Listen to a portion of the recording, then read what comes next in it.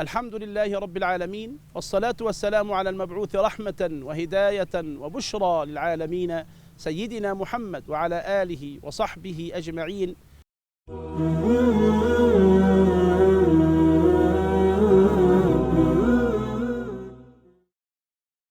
فهذه الحلقة بعنوان العشر الأواخر من رمضان وكيفية اغتنامها. روت السيدة عائشة رضوان الله عنها أن النبي صلى الله عليه وسلم كان إذا دخل العشر الأواخر من رمضان جد واجتهد في العبادة وشد المئزر وأحيا ليله وأيقظ أهله. وهذا التعبير من السيدة عائشة تعبير يوضح أن النبي صلى الله عليه وسلم كان يعتبر هذه العشر الأواخر ليست كغيرها من الأيام ولا من الليالي، وهي كذلك بالفعل، فإن هذه الأيام العشرة والليالي العشرة من شهر رمضان فضلت بلياليها، كما فضلت العشر الأوائل من شهر ذي الحجة بأيامها. وبالمناسبة فاليوم هو النهار، يطلق على النهار في اللغة العربية،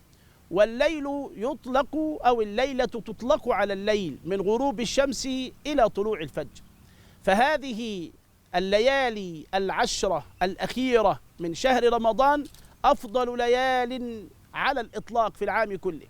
كما أن الأيام العشرة الأولى من شهر ذي الحجة أفضل أيام السنة على الإطلاق.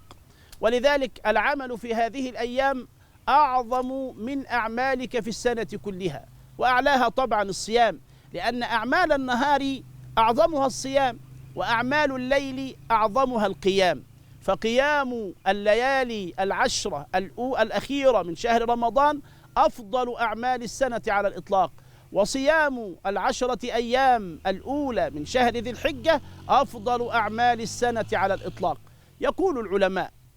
إنما فضلت الأيام العشرة الأولى من شهر ذي الحجة لأن فيها يوم عرفة،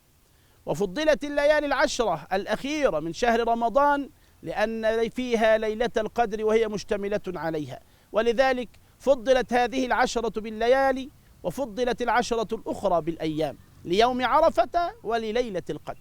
كيف كان منهج سيدنا رسول الله صلى الله عليه وسلم في هذه العشرة؟ أولا، مسؤولية نفسه، كان النبي صلى الله عليه وسلم يجد في العبادة ويجتهد كأعلى ما يكون الجد وكأعلى ما يكون الاجتهاد، والنبي صلى الله عليه وسلم في غالب حاله مجتهد مجد، فكان النبي صلى الله عليه وسلم يقوم الليل في العادة حتى تتورم قدماه، حتى قال له أصحابه وحتى قال له زوجه: يا رسول الله يا رسول الله هون عليك، قال: أفلا أكون عبدا شكورا. كان النبي مجتهدا في كل الأيام، إلا أن اجتهاده في هذه الليالي العشرة كان أعظم، ولذلك السيدة عائشة لاحظت وأزواجه لاحظن أنه صلى الله عليه وسلم كان يجد في هذه الليالي أكثر مما كان يجد في غيرها،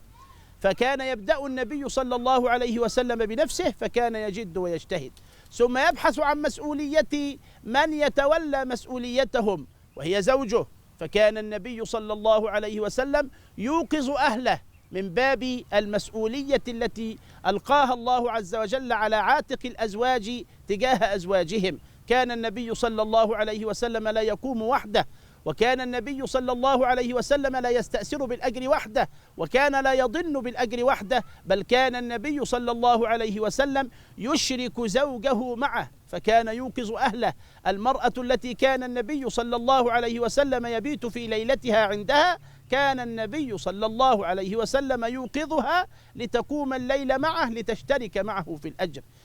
وتقول السيدة عائشة أيضا: كان النبي صلى الله عليه وسلم يشد المئزر، والمئزر هو الرداء الذي كان يلبسه الناس من أسفل أجسامهم، وهذا كناية بليغة عن أن النبي صلى الله عليه وسلم كان يعتزل النساء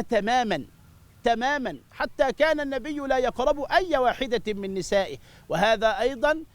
رغبة من النبي صلى الله عليه وسلم في أن يحوز فضل هذه الليالي العشر كلها، وكذلك ابتغاء ليلة القدر. كان النبي صلى الله عليه وسلم له منهج عظيم يقتدى به، وهذا المنهج نقلته إلينا كتب السنة والسيرة كما هو وبأمانة تامة، ولذلك ينبغي على كل إنسان منا أن يقتدي بسيدنا رسول الله صلى الله عليه وسلم، وأن يتبع منهجه اتقاء لقول الله سبحانه وتعالى في القرآن الكريم: لقد كان لكم في رسول الله أسوة حسنة لمن كان يرجو الله واليوم الآخر وذكر الله كثيرا. فاللهم اجعلنا من الذاكرين الشاكرين المتبعين لسنة سيدنا رسول الله صلى الله عليه وسلم. أقول قولي وأستغفر الله لي ولكم، والسلام عليكم ورحمة الله وبركاته.